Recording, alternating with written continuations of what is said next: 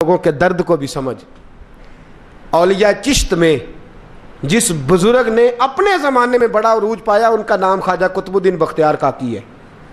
سب بولیے رحمت اللہ تعالی علیہ۔ خواجہ قطب الدین یہ شہزادے تھے اور مرید ہوئے تو خواجہ معین الدین صاحب کے ساتھ ہی آ گئے دلی میں۔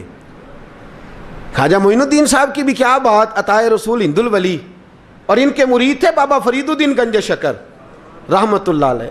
اور مجھے اللہ جانتا ہے مجھے عشق کی حد تک پیار ہے بابا فرید صاحب سے، بڑا میرا درد ان کے ساتھ، اور میں جتنا اس صوفی کو پڑھتا ہوں کم ہی لوگوں کو میں نے پڑھا ہے۔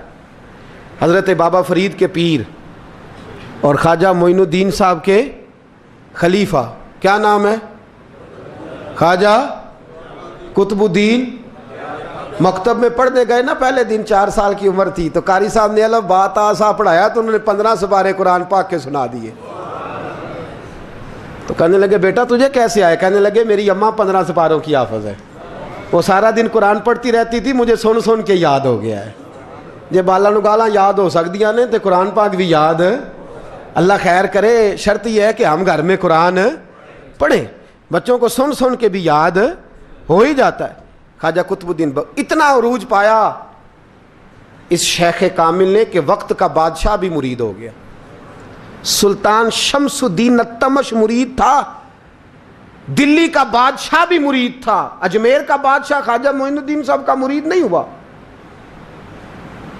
نہ پاک پتن کا بادشاہ بابا فرید کا مرید ہوا، لیکن خواجہ قطب صاحب کو اللہ نے یہ عظمت بھی دی، یہ شان ہے نا۔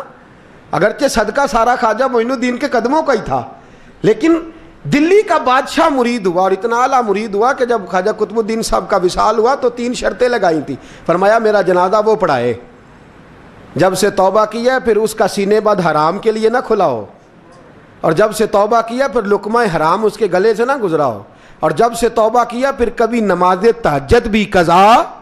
بڑے بڑے صوفی میری طرح کے گردن جھکا کے کھڑے ہو گئے۔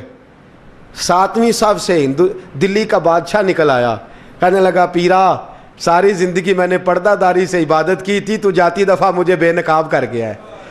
اتنا بڑا انہوں نے شخص تیار، اور حال یہ تھا لوگ کہتے ہیں کہ فلانا آدمی امیر آدمی ہے تو حضرت صاحب کا تعلق پیر صاحب کا تعلق زیادہ ہے، تو اس کی عمارت نہ دیکھ، کبھی کبھی اس کی پرہیزگاری بھی دیکھ، اس کی خدمت گزاری بھی دیکھ۔ خواجہ قطب الدین صاحب پہ بھی الزام لگتے رہے۔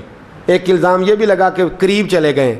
ہوا کیا، جب بادشاہ مرید ہوا تو کہنے لگا حضرت جی میں نے بادشاہی نہیں کرنی، میں نے اب خانقاہ میں رہنا ہے۔ تو فرمایا بیٹا تو چھوڑ دے گا تو کوئی ظالم بیٹھ جائے گا، تو حضور پھر کیا حکم ہے؟ فرمانے لگے تو نے کرنی ہے۔ تو کہا حضور آپ وہ کہاں ہوتے ہیں، میں کہاں ہوتا ہوں، دل ہی نہیں لگتا۔ تو آپ فرمانے لگے میں ڈیرا اٹھا کے تیرے قریب لے آتا ہوں۔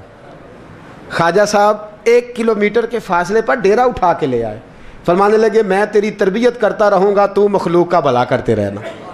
صلی اللہ علیہ، تو حضور کی امت کا اللہ